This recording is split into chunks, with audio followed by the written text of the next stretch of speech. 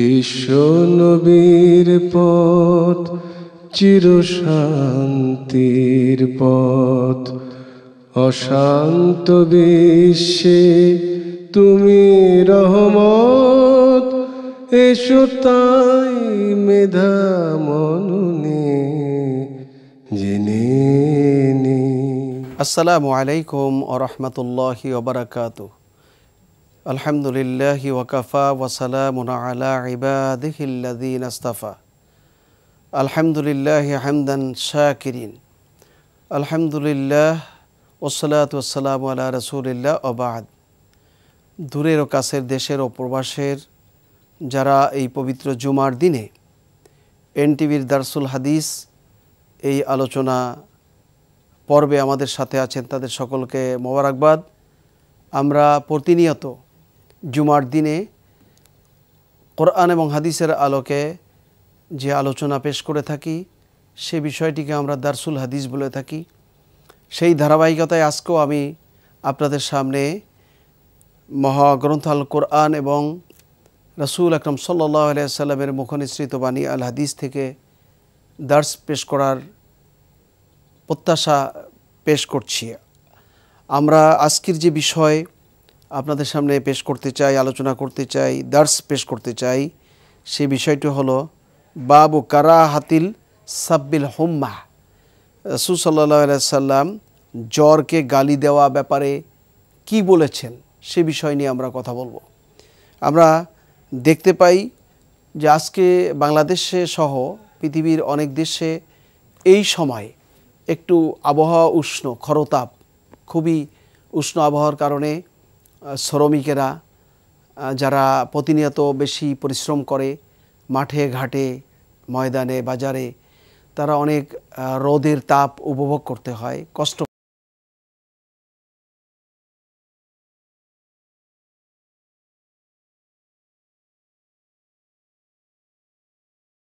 Knowledge না থাকার কারণে অনেকেই জ্বর হওয়ার পরে এই জ্বরকে গালি দেওয়া শুরু করে এবং অনেকে বলে থাকে যে আল্লাহ কি আর কাউকে দেখলো না? আমি প্রতিনিয়ত রিক্সা না চালালে আমার ফ্যামিলি চলে না, আমি দিন আনলে দিন খাই, আমি প্রতিদিনে যা উপার্জন করি তা দিয়ে আমার সংসার পরিচালনা করতে হয়, চাল ডাল, আটা ময়দা, তরি তরকারি কিনতে হয়। আল্লাহ তাআলা এই জ্বর নামের এক অভিশাপকে আমার ঘাড়ে চাপিয়ে দিয়েছে, মানে জ্বরকে গালি দেয়। এই কারণেই আল্লাহ রাসূল সাল্লাল্লাহু আলাইহি ওয়াসাল্লামের জিন্দেগিতে যারা কোরআন সুন্নাহর একনিষ্ঠ নলেজ ছিল না, তাদের যুগেও এই জ্বরকে অনেকে গালি দিয়েছে। তখন রাসূল সাল্লাল্লাহু আলাইহি ওয়াসাল্লাম তাদেরকে ফিরে থাকার জন্য, সহি জিন্দেগি যাপন করার জন্য, এক কথায় পরিচ্ছন্ন দ্বীনি জীবন যাপন করার জন্য কি বলেছেন এই বিষয়ে আমরা দেখতে পাই।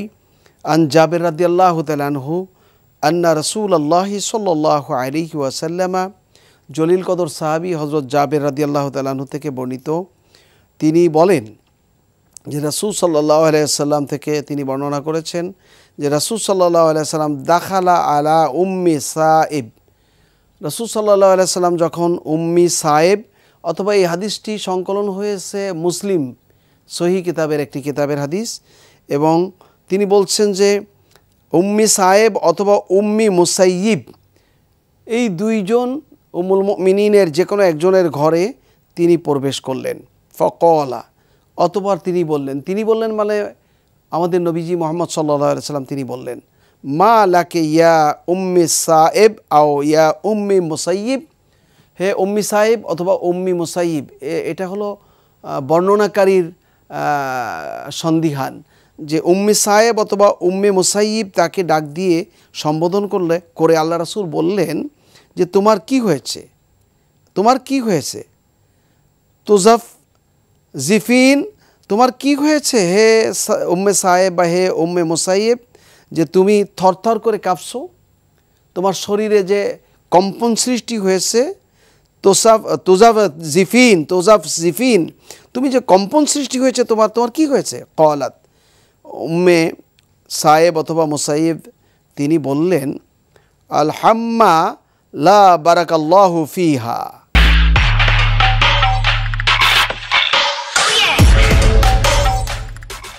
লা বারাকাল্লাহু ফিহা, তিনি বললেন যে জ্বর হয়েছে আল্লাহ তাতে কোনো বরাকা রাখেন নাই, মানে জ্বর হয়েছে, এই জ্বরের দ্বারা আমার শরীরের কোনো বরাকা আল্লাহ দেবেন না এবং জ্বরের মধ্যে কোনো বরকত নাই। তিনি এই কথা বললেন। ফকলা, রাসূল সাল্লাল্লাহু আলাইহি ওয়াসাল্লাম বললেন, লা তাসুব্বিল হুম্মা, তুমি কখনো জ্বরকে গালি দিও না, কারণ ফাইন্নাহা তুযহিবু খতায়া বানি আদম।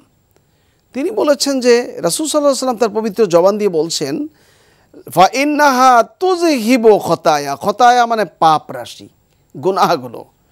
নিশ্চয়ই আল্লাহ তাআলা বনি আদমের গুনাহ সমূহকে মুছে দেন, দূরীভূত করে দেন। হ্যাঁ, বনি আদম মানে আদম সন্তান, আমাদেরও। পৃথিবী যতদিন পর্যন্ত থাকবে, ততদিন যত মানব সভ্যতা থাকবে, মানুষ বেঁচে থাকবে, সকল মানুষ আদম সন্তান। এই জন্য আল্লাহ রাসূল বলেছেন, আদম সন্তানের সমস্ত গুনাহ রাশিগুলোকে দূরীভূত করে দেন, মুছে দেন, মোচন করে দেন এই জ্বর নামের এই রোগ। জ্বর আমরা জানি, জ্বর উঠলেই বিভিন্ন জ্বর হয় মানুষের। ঠান্ডা জ্বর হয়, ভাইরাসজনিত জ্বর হয়। জ্বর হলে শরীরে তাপ বেড়ে যায় এবং এটা এক পর্যায়ের কষ্টসাধ্য শরীরের একটি রোগ। এবং জ্বর কঠিনভাবে আক্রান্ত হলে মানুষের খানাফেনা বন্ধ হয়ে যায়, স্বাভাবিক চলাফেরা বন্ধ হয়ে যায়। জ্বর শরীরকে খুবই দুর্বল করে দেয়। অতএব এই জ্বরের ক্ষেত্রে আমাদের কারো শরীরে জ্বর উঠলে, জ্বর আসলে আমরা যেন জ্বরকে আল্লাহর পক্ষ থেকে কোনো গজব এসেছে, কোনো শাস্তি এসেছে, জ্বরকে গালিগালাজ অথবা আল্লাহকে গালমন্দ করা, আল্লাহর উপর নাখুশি হওয়া, এরকম কোনো আচরণ যেন আমরা না করি। কারণ রাসূল সাল্লাল্লাহু আলাইহি ওয়াসাল্লাম বলেছেন, ফাইন্নাহা তুযহিবু খতায়া বানি আদম কামা ইয়াযহিবু আল কিরু। আল্লাহ রাসূল সাল্লাল্লাহু আলাইহি ওয়াসাল্লাম বলেছেন, যেমন কিরু খবাসাল হাদিদ, হাদিদ মানে লোহা, লোহায় জং ধরে, মরিচা ধরে। এই মরিচা, লোহার মরিচা যেমন কামার কুমার এগুলোকে দূরীভূত করে দেয়, কিসের মাধ্যমে? হাফরের মাধ্যমে। হাফর কি? যেটা আগুন জ্বালায়, আগুনে জ্বালিয়ে সেই জং দ্বারা মরিচিকা পড়া লোহাটাকে জ্বালিয়ে লাল করে হাফর দিয়ে সেটার উপর লোহা পিটায় পিটায় জং দূরীভূত করে দেয়। এই জন্য আল্লাহ রাসূল বলেছেন যে এই জ্বর এটা তোমাদের পাপরাশিকে এইভাবে দূর করে দেয়। যেমন জং অলা লোহা হাপর দ্বারা কামার কুমাররা এটা জং মুক্ত করে ফেলে। মানুষকে আল্লাহ তাআলা জ্বর দিয়ে আক্রান্ত করে, এই রোগ দিয়ে আক্রান্ত করে শরীরে তাপ বৃদ্ধি করে দিয়ে আল্লাহ তাআলা তার পাপ মুক্ত করে দেন। অতএব আমাদের যে কোনো বিপদ আপদ মুসিবত, অসুস্থতা, অভাব অনটন, কষ্ট ক্লেশ আমাদের যে কোনো সময় হতে পারে। আমরা দুনিয়ার জিন্দেগিতে সবসময় যে আরাম আয়েশ অর্থ বিত্ত এবং সবসময় আল্লাহর নাজ নেয়ামতের মধ্যে থাকবো এমনটি না। আমরা যখন যে কোনো বিপদ আপদ মুসিবতে পড়ব, অসুস্থ হব, রোগ হবে, জ্বর হবে, তখন যেন আল্লাহর উপর আমরা কোনো ক্রমেই অসন্তুষ্টি অর্জন না, মানে অসন্তুষ্টির বহিঃপ্রকাশ না ঘটাই। আমরা যেন আল্লাহকে গালিগালাজ করা না শুরু করি, রোগকে গালিগালাজ না দিই। এরকম কথা আমরা শুনেছি আমাদের পরিসরে, আমাদের সোসাইটিতে আমরা দেখতে পাই। আল্লাহ কি আর কাউকে পেল না? আমাকে জ্বর দিয়ে দিয়ে আল্লাহ তাআলা 2 সপ্তাহ বিছানায় ফেলে রেখেছেন। তার মানে কি আল্লাহর এই সিদ্ধান্তের উপর আমি নাখোশ হয়ে গেছি। আল্লাহ তাআলা তখন আমাদের উপর নাখোশ হয়ে যাবেন। আল্লাহ তাআলা আমাদের যে কোনো বিপদ আপদ মুসিবত এগুলো শাররিহি খয়রিহি ওয়া শাররিহি মিনাল্লাহি তাআলা, আমাদের ভালো মন্দ কল্যাণ অকল্যাণ সব কিছু আল্লাহর পক্ষ থেকে আসে। অতএব আমরা এই হাদিস থেকে শিক্ষা গ্রহণ করব যে এই প্রচণ্ড খরতাপের সিজনে, এই মৌসুমে, এই উষ্ণ আবহাওয়ার সময় একেবারে আমরা রাস্তাতে যখন চলি, পিচ ঢালা রাস্তায় মনে হয় যেন লু হাওয়া বইতেছে, আগুনের ফুলকি বইতেছে। রাস্তার দূরে তাকালেই মনে হয় যেন রাস্তা কাঁপতেছে, আগুনের ফুলকি কাঁপতেছে। আগুন জ্বললে যেমন আগুনের উপরে কম্পন দেখা যায়, এরকম দেখা যায় রাস্তায়। এত খরতাপ, এত সূর্য আমাদেরকে তাপ দিচ্ছে, 40-42 ডিগ্রি সেলসিয়াস হয়ে যাচ্ছে। সে সময় মানুষ অনেক সময় তাপ বেশি লাগার কারণে শরীরে জ্বরে আক্রান্ত হলেও আমরা কখনো আল্লাহর এই প্রদেয় অসুস্থতার উপরে নাখুশি হব না, জ্বরকে গালিগালাজ করব না, প্রকারান্তরে জ্বরকে গালি দিয়ে যে আমরা আল্লাহ তাআলাকে গালি দিব না। এই হাদিসটি আমরা এখান থেকে শিখলাম এবং এখান থেকে এই হাদিস জানার পরে আমরা যেন সতর্ক হয়ে যাই। এরপরে আরেকটি বিষয় আমরা আপনাদের সামনে অবতরণ করব বা পেশ করব, সেটি হলো ঝড়কে গালি না দেওয়া। আমরা দেখতে পেলাম এই মাত্র 2-3 দিন আগে বাংলাদেশের একেবারে কর্নার দিয়ে, বিশেষ করে টেকনাফ, সেন্ট মার্টিন, কক্সবাজারের একটা অংশ, সেই অংশের উপর দিয়ে একটি ঘূর্ণিঝড়, প্রলয়ঙ্করী ঘূর্ণিঝড় বয়ে গেছে। সেটা পাশ কেটে মিয়ানমারের দিকে চলে গেছে, যে কারণে বাংলাদেশে তেমন কোনো ক্ষতি পরিলক্ষিত হয় নাই, সাধিত হয় নাই। আল্লাহ তাআলা আমাদেরকে হেফাজত করেছেন। এই ব্যাপারে আমরা আপনাদের সামনে একটি হাদিস পেশ করতে চাই। সেটি হলো বাবুন নাহি আনি সাব্বির রেহে। আল্লাহ রাসূল সাল্লাল্লাহু আলাইহি সাল্লাম বলছেন যে ঝড়কে, বাতাসকে, প্রচণ্ড বাতাস যখন বয় সেটাকে আমরা ঝড় বলি, রেহ বলি। আল্লাহ রাসূল বলছেন নাহি আন সাব্বির রেহে, মানে বাতাসকে, ঝড়কে গালি দিও না। এটা নিষেধাজ্ঞা আরোপ করেছেন, এটা হারাম, এটা দেওয়া হারাম। তারপরে বায়ানি মা ইউকালু ইনদা হুবুবিহা। রাসূল সাল্লাল্লাহু আলাইহি সাল্লাম ঝড়ের সময় যে দোয়াগুলো পড়তেন সেই কথাগুলো এই হাদিসে এসছে। আসুন আমরা সেই হাদিসগুলো থেকে দু একটি হাদিস আপনাদের সামনে পেশ করি, আমরা শুনি। আন আবিল মুনজির রাদিয়াল্লাহু তাআলা আনহু আবি ইবনে কাব রাদিয়াল্লাহু তাআলা আনহু, আবি মুনজির আবি ইবনে কাব রাদিয়াল্লাহু তাআলা আনহু থেকে বর্ণিত, কল, তিনি বলেন, কল রাসূলুল্লাহ সাল্লাল্লাহু আলাইহি ওয়াসাল্লাম, বিশ্ব মানবতার শিক্ষক মুহাম্মদ রাসূলুল্লাহ তার পবিত্র জবান দ্বারা ইরশাদ করেন, লা তাসুব্বুর রিহ, তোমরা কোনো অবস্থাতে ঝড় তুফানকে গালি দিও না।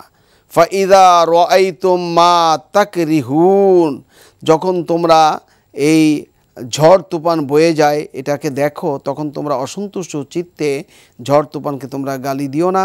তখন তোমরা ফাকুলু, তখন তোমরা বলো, আল্লাহুম্মা ইন্না নাসআলুকা মিন খায়রিন, তোমরা তখন এই দোয়া বলবে যে আল্লাহুম্মা ইন্না নাসআলুকা মিন খায়রিন, ও আল্লাহ, ও হে মাওলায়ে করিম, তুমি আমাদের জন্য এই ঝড়ের মধ্যে যে কল্যাণ আছে সেই কল্যাণ আমাদেরকে দান করো। হাযিহির রিহ, এই চলমান বাতাস, যে ঝড় বইতেছে, এই ঝড়ের মধ্যে যে কল্যাণ রয়েছে সেই কল্যাণ আমাদেরকে তুমি দান করো।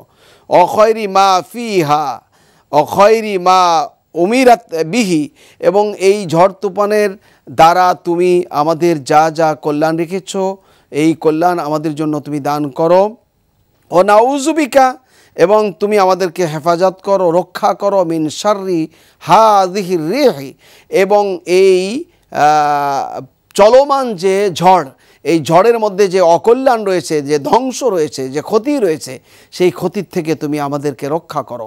অশররি মা ফিহা, এবং ঝড়ের দ্বারা আমাদের যে ক্ষতি সাধিত হয় সেই ক্ষতির থেকেও তুমি আমাদেরকে রক্ষা করো। অশররি মা উমিরাত, এবং এই ঝড়ের মধ্য দিয়ে তুমি যা আমাদের জন্য অনিষ্ট রেখেছো সেখান থেকেও তুমি আমাদেরকে রক্ষা করো।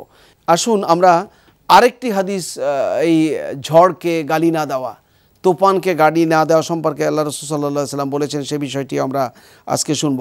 আগের যে হাদিসটি আমরা আপনাদের সামনে পেশ করেছি, এই হাদিসটি তিরমিজিতে আসছে, এবং এই হাদিসটি কেউ কেউ হাসান এবং সহিহও বলেছেন। তিরমিজির হাদিস থেকে আমরা আপনাদের সামনে পেশ করেছি। আরেকটি হাদিস আমরা আপনাদের সামনে যে পেশ করব সে হাদিসটি হলো আবু দাউদ শরীফের হাদিস। ওয়ান আবি হুরায়রা রাদিয়াল্লাহু তাআলা আনহু কল, আবু হুরায়রা রাদিয়াল্লাহু তাআলা আনহু, আপনারা জানেন যে জলিল কদর সাহাবী ছিলেন। হাদিস বর্ণনাকারীদের মধ্যে, পুরুষের মধ্যে সবচেয়ে অন্যতম হাদিস বর্ণনাকারী একজন জলিল কদর সাহাবী ছিলেন। কল, তিনি বলেন, সামি'তু রাসূলুল্লাহ সাল্লাল্লাহু আলাইহি ওয়াসাল্লাম, বিশ্ব নবী মুহাম্মদ রাসূলুল্লাহ সাল্লাল্লাহু আলাইহি সাল্লামের জবান থেকে আমরা শুনেছি, ইয়াকুলু, তিনি বলেছেন, আর রিহু মির রাউহিল্লাহ, এই প্রবাহমান যে ঝড় বাতাস, এটা আল্লাহ তাআলার পক্ষ থেকে, আল্লাহর পক্ষ থেকে এটা অশীষ, মানে আল্লাহর রিহ, আল্লাহর বায়ু। হ্যাঁ, তাআতি বির রাহমাতি, এই প্রবাহমান ঝড়ের মধ্যে তোমাদের জন্য রয়েছে রহমত। ও তাআতি বিল আযাবি, এবং প্রবাহমান এই ঝড়ের মধ্যে তোমাদের জন্য রয়েছে শাস্তি বা আযাব। ফাইদা রাআইতুমুহা, যখন তোমরা এই প্রবাহমান ঝড় দেখতে পাবে, ফালা তাসুব্বুহা, তখন তোমরা কোনো অবস্থাতে তাকে গালি দিও না। ওয়াসালুল্লাহ খয়রাহা, বরং তোমরা সেখান থেকে কল্যাণ প্রার্থনা করো, কল্যাণ কামনা করো। ওয়াস্তাইজ বিল্লাহ, এবং এর কল্যাণ তোমরা গ্রহণ করার জন্য কামনা করো। ওয়াস্তাইজ বিল্লাহি মিন শাররিহা, এবং এই ঝড়ের অকল্যাণ থেকে তোমরা আল্লাহ তাআলার কাছে আশ্রয় প্রার্থনা করো।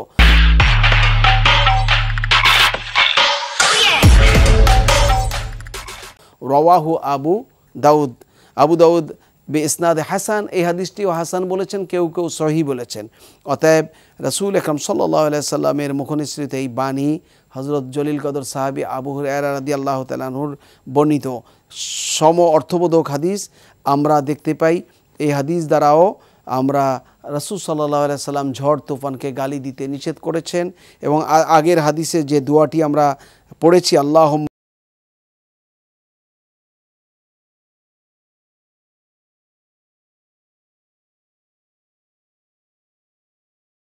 রিহি ওয়াশাররি মা ফিহা ওয়াশাররি মা উমিরতা, এই হাদিস উমিরাত, এই হাদিস থেকে আমরা এই দোয়াগুলো শিখে নিব। এই দোয়াটি একটু বড় হলেও আমরা শিখে নেব, আর কোনো অবস্থাতে আমরা ঝড় তুফান বয়ে গেলে তাকে গালি দিব না। আল্লাহ রাসূল সাল্লাল্লাহু আলাইহি সাল্লামের এই সংক্রান্ত আরেকটি হাদিস আপনাদের সামনে পেশ করতে চাই। ওয়ান আয়েশা রাদিয়াল্লাহু তাআলা আনহা قالت كان النبي صلى الله عليه وسلم إذا أسفت الريح قال اللهم إني أسألك خيرها وخير ما فيها وخير ما أرسلت به। আল্লাহ রাসূল সাল্লাল্লাহু আলাইহি সাল্লামের জীবনের সাথী এবং হযরত আবু বকর সিদ্দিক রাদিয়াল্লাহু তাআলা আনহুর কন্যা উম্মুল মুমিনিন মা আয়েশা সিদ্দিকা রাদিয়াল্লাহু তাআলা আনহা থেকে বর্ণিত, তিনি বলছেন, আমরা জানি যে মহিলা সাহাবা আজমাইনদের বর্ণিত হাদিস যার থেকে সবচেয়ে বেশি বর্ণনা করা হয়েছে তিনি হলেন উম্মুল মুমিনিন মা আয়েশা সিদ্দিকা রাদিয়াল্লাহু তাআলা আনহা। তো তার থেকে বর্ণিত তিনি বলেন যে ইজা আসাফাতির রিহা, যখন বাতাস তুফান ঝড় বয়ে যায় তখন তোমরা পড়বে, কলা রাসূল সাল্লাল্লাহু আলাইহি ওয়াসাল্লাম পড়তেন, আল্লাহুম্মা ইন্নী আসআলুকা খয়রাহা, আল্লাহ তাআলা নিশ্চয়ই এই ঝড় তুফানের মধ্যে যা কল্যাণ রয়েছে তা তুমি আমাদেরকে দান করো, ও খয়রা মা ফিহা, এর মধ্যে যা কল্যাণ রয়েছে তাও তুমি আমাদেরকে দান করো, ও খয়রা মা উরসিলাত বিহি, এবং এই ঝড় তুফান প্রবাহের মধ্য দিয়ে তুমি যা দান করেছো কল্যাণ, সে কল্যাণগুলোও তুমি আমাদেরকে দান করো।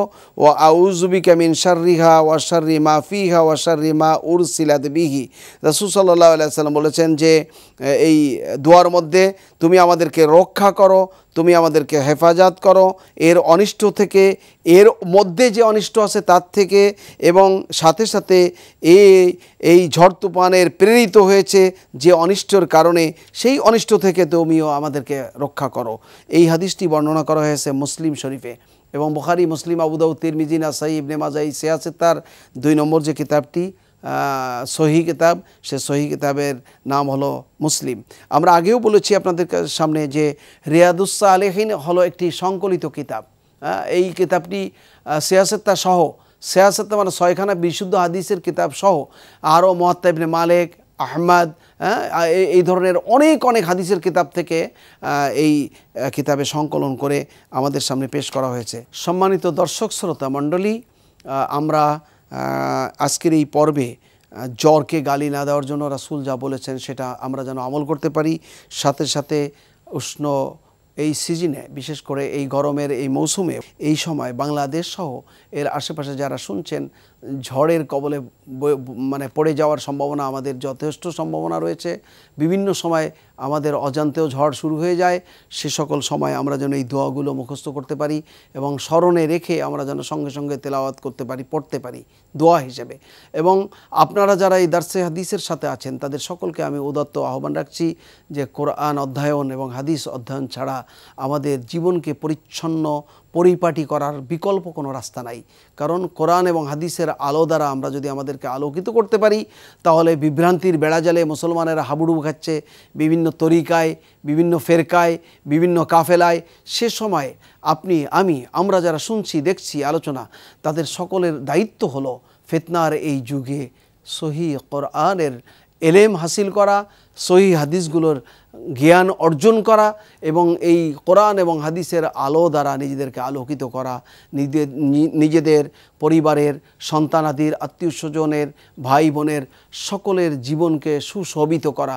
আল্লাহ তাআলা আমরা আমাদের সকলকে এই তৌফিক দান করুন কোরআনের সাথে লেগে থাকার, হাদিসের দার্সের সাথে আমাদেরকে সম্পৃক্ত থাকার। শুধু হাদিসের দার্স আপনারা শুনবেন এমনটি না, এই কিতাবটিও আপনারা সংগ্রহ করে রাখবেন যার যার বাড়িতে, এবং সুযোগ পেলেই এই হাদিসের কিতাবটি খুলে খুলে আপনারা বিষয়গুলো অনুসন্ধান করে পড়ে পড়ে জ্ঞান অর্জন করতে পারেন। আল্লাহ তাআলা আমাদের সেই তৌফিক দান করুন। হাযা মা ইনদি ওয়ালিল মুমিনাল্লাহ আলাইহি তাওয়াক্কালতু ওয়া ইলাইহি উনীব। আসসালামু আলাইকুম ওয়া রাহমাতুল্লাহ। চিরশান্তির পথ অশান্ত বিশ্বে তুমি রহমত, এসো তাই মেধা মন